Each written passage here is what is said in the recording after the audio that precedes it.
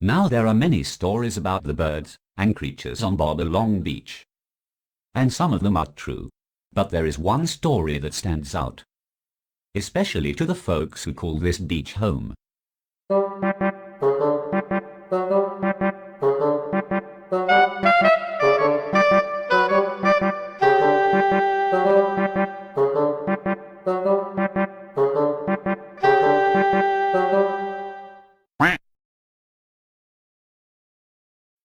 And that story, of course, is about Jack and his trials to fit in and get along with the Bob Along birds.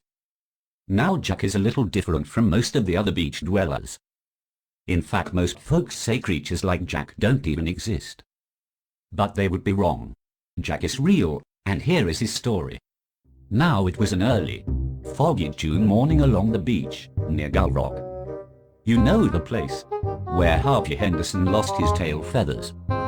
But that's another story, for another day. Where was I? Oh yes, foggy, June, morning. Miss Penelope Pigeon was walking the beach when she spied a small wooden box floating in the shallows.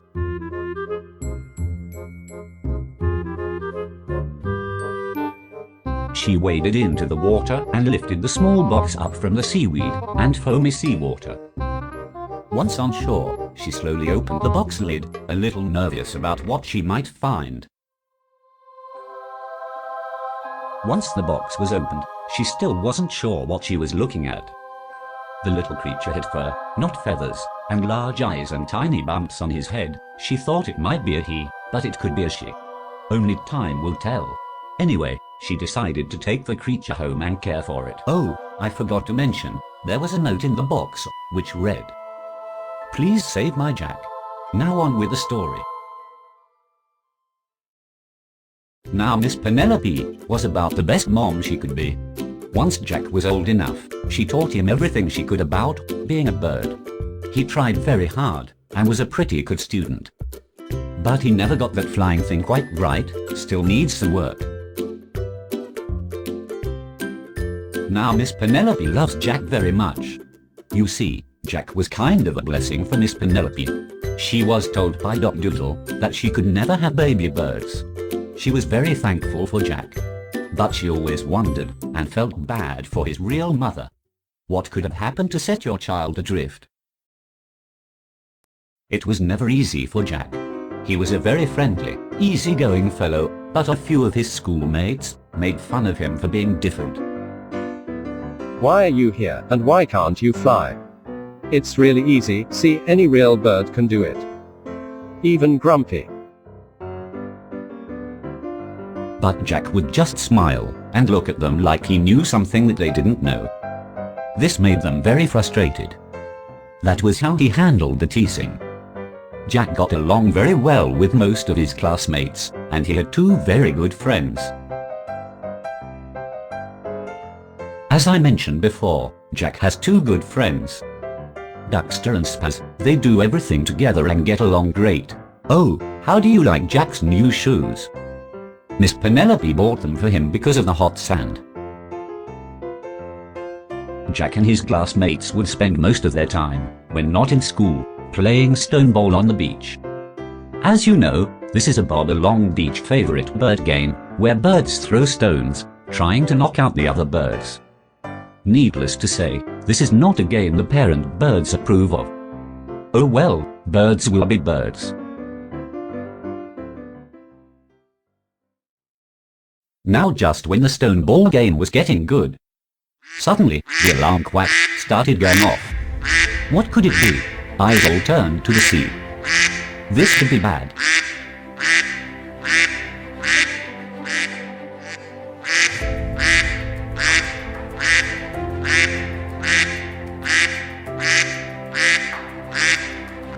Captain Cluck arrives on the beach with his spyglass. Oh no, it's the pirate ship, the Vulture, and its semi-ruthless captain, Terence the Terrible, McWinky, and his semi-ruthless crew. This could be real bad. Captain McWinky is known for stealing rare birds and animals, and selling them to zoos and circuses. The captain suggests we all head for the clearing to make our plan. They may have heard about our Jack. We must figure out a plan. Hurry, gather everyone at the clearing. We must hide Jack. All the Bob Along Beach folks gather at the clearing. We must distract Captain McWinky and his crew, while we send a small boarding party to his ship, to possibly free any creatures they may have captured. We must keep them moving around the island to give us time. Penelope Pigeon has a great idea. Everyone, go into the forest and collect branches. I will show you what to do with them. Hurry, they're coming to shore. We don't have much time. Now the plan was, everyone would put branches on their heads, to look like horns, to fool the pirates. A few of the folks didn't quite get it. Well, it looks like it's showtime. Captain Winky has just landed with his crew and planted his flag. Keep your eyes peeled for any creature with horns. We were told there is a rare jackalope on this island. If we find it and sell it, we can pay off Stinkpot Louie, the loan shark, and keep our ship. And finally stop pirating, and retire, and start a gerbil ranch. That would be cool. Now this may sound a little crazy, but while Captain Winky is being distracted by goofy birds running around the forest with funny hats with horns, Captain Cluck thought the safest place for Jack is where the pirates aimed their ship. Well, the plan seems to be working. Captain McWinky can't figure out what he's seeing. He is starting to think the rumors of a real jackalope may have been wrong. These just seem to be birds that are not quite right, he thought. Maybe it's the water. Maybe we will just capture one of these weirdo birds, and maybe we can sell it as a real jackalope. Grab the first weirdo bird you can, and let's get back to the ship. Meanwhile, Captain Cluck, Charlie and Jack are on board the Vulture. The captain sends Charlie to stand watch, and he and Jack go below. This is getting a little scary. Captain Cluck and Jack slowly make their way below deck, moving forward very cautiously, not quite sure of what they might find. There seems to be something hiding in that dark corner. Is that a creature being caged? What is it?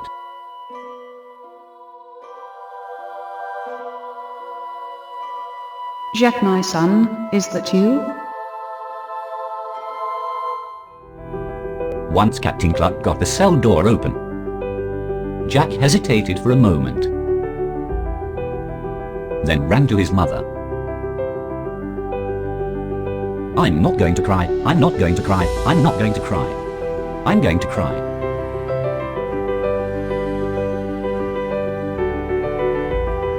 Well, we better get moving back to the mainland. Grab what you need and let's get going. Oh no, it looks like Stinkpot Louie, the lone shark, was hiding in the back room. This is not good. He grabs Jack, planning to take him hostage. Well, Mom decides, enough is enough. She's had it with these lone sharks and pirates. Here's a tip for you. Never mess with a mom jackalope, who has been caged for a few years. They tend to be a little feisty.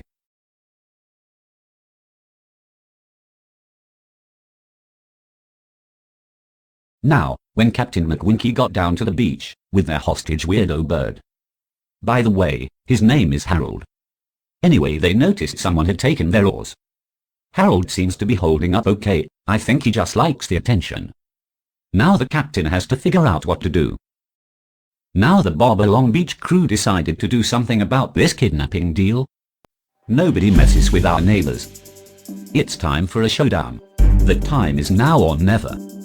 Well, it looks like the stoneball practice is going to come in handy. This is getting real dramatic.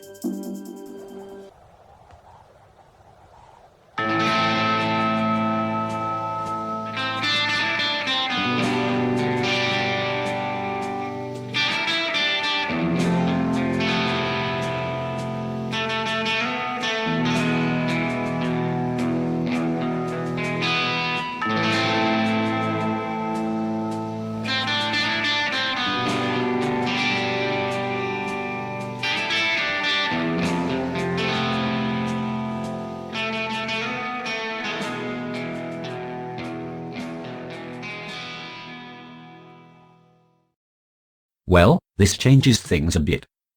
Captain McWinky decides maybe today is not a good day to get stoned to death. We are very sorry for this. We don't want to be pirates, but Stinkpot Louie is holding our ship, and more important, my puppy dog Peanut. If we don't pay him, he is taking the Vulture and Peanut. We are very sorry. That's totally cool, man. I can dig it. Everybody needs to chill. Now just when everyone was starting to chill, suddenly the quack alarm goes off. Now what? Oh my, it looks like Stinkpot Louie is taking the Vulture. And Peanut.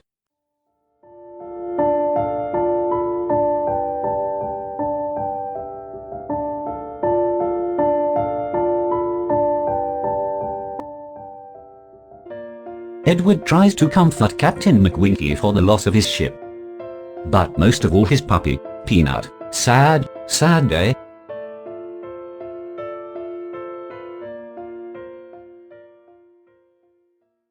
What happened to Captain Cluck? I forgot about our captain. Oh, there he is, with Charlie, Jack and his mom.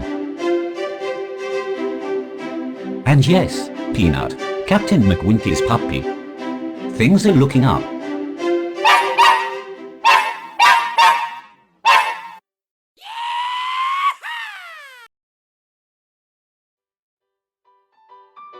I just love happy endings. Now let me fill you in on what's been happening here on Bob Along Beach since we last talked. Captain McWinky and his crew started his gerbil ranch on Oogie Duck's old farm. And he loves spending time with his crew and mostly his puppy, Peanut. They don't miss pirating at all. Now Miss Penelope Pigeon is doing better than ever. She is now Mrs. Peter Pigeon. And Doc Doodle was wrong about the no baby birds thing. Really, really wrong. And as for our own Jack, he and his mom live next door to the pigeons and are loving life with all their bird friends. Life is good here on Bob Along Beach.